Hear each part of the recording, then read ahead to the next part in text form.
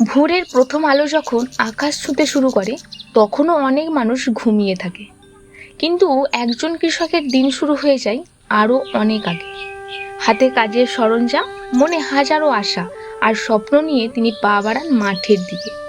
তার কাছে কৃষিকাজ শুধু একটা পেশা নয়, এটি তার জীবন, তার সংগ্রাম, তার ভালোবাসা। মাঠের এই সবুজ শস্যগুলো আমরা যত সহজে দেখি, এর পেছনের গল্পটা ততটা সহজ নয়। প্রখর রোদে যখন মাটি ফেটে যায় তখনও কৃষক কাজ করে যায়। বৃষ্টির দিনে কাদা মাটিতে নেমে তিনি ফসলের যত্ন নেন।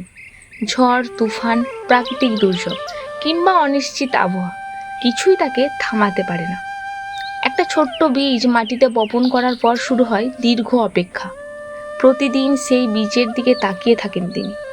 কখন অঙ্কুর বের হবে, কখন গাছ বড় হবে, কখন সোনালি ধানে ভরে উঠবে মাঠ। এই স্বপ্ন নিয়েই কাটে তার দিন।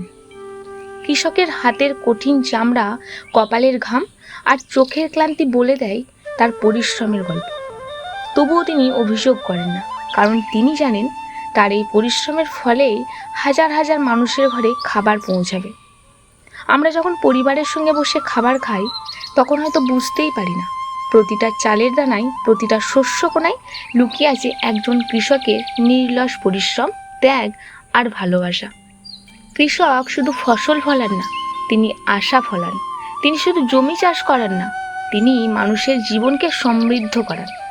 তাই আসুন আমরা কৃষকদের প্রতি কৃতজ্ঞ হই, তাদের পরিশ্রমকে সম্মান করি, তাদের অবদানকে মনে রাখি।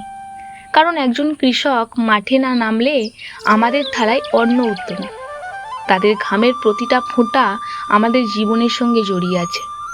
এই ভিডিওটি যদি আপনার হৃদয় ছুঁয়ে যায় তাহলে একটি লাইক করুন, কৃষকদের প্রতি আপনার সম্মান প্রকাশ করুন, ভিডিওটি শেয়ার করুন যাতে আরও মানুষ কৃষকের এই অমূল্য পরিশ্রমের কথা জানতে পারে।